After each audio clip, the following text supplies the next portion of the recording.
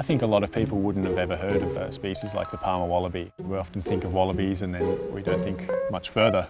We don't know a whole lot about them at the moment. Given the bushfire season we had in 2019-2020, we need to actually understand what native animals are getting up to in these areas and what their response is to fires. In the mid-20th century, they're actually thought to be extinct. We realised that Parma wallabies weren't actually extinct in Australia, but for such a long time, there was no data and no study on them whatsoever.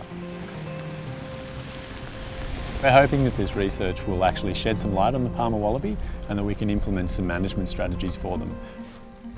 Pretty late in the afternoon at the moment, we're just going to put some traps out to try and hopefully catch some Parma wallabies overnight. So these are called Thomas traps.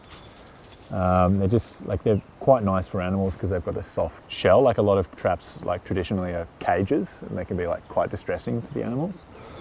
Yeah, the wallabies go in there for a bait, a little bit of food, step on the treadle, and all of a sudden the door closes behind them. There we are. So what we do is set the traps up and then set a camera trap up next to it, so that way we can see what's going in and what's hanging around the traps around here. Sometimes they'll go in and the trap actually won't deploy, so they'll be able to walk in and then walk back out again. Camera.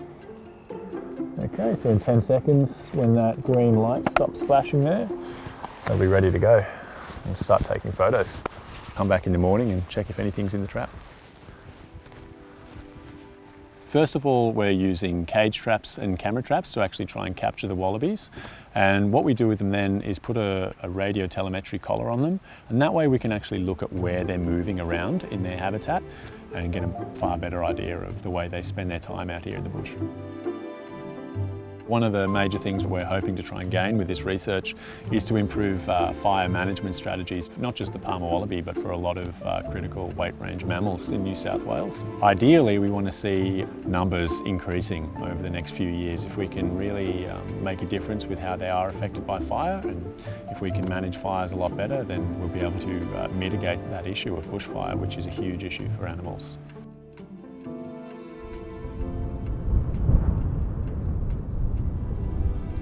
We're going to be checking traps that were out overnight, seeing if we've caught anything this morning, seeing as well if anything's gone in there and taken the bait, but not set the traps off. There we go. That's something. I think maybe a possum could have put his hand in the little hole at the end. Looks like something has gone in the trap overnight and taken the bait ball. The trap hasn't closed, but we've got some videos and pictures on the camera. 10 videos and 30 pictures. Nice. Yeah, so something's been moving around. Hopefully we'll be able to see what it was that came in, and then we can get an ID on that animal, see what's hanging around here overnight.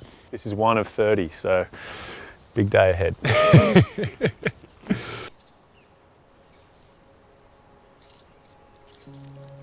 One of the most important aspects of this study is that we do have data on the Parma wallaby before the fire, so we can actually compare how they're going and how they're faring since the fires have affected these areas.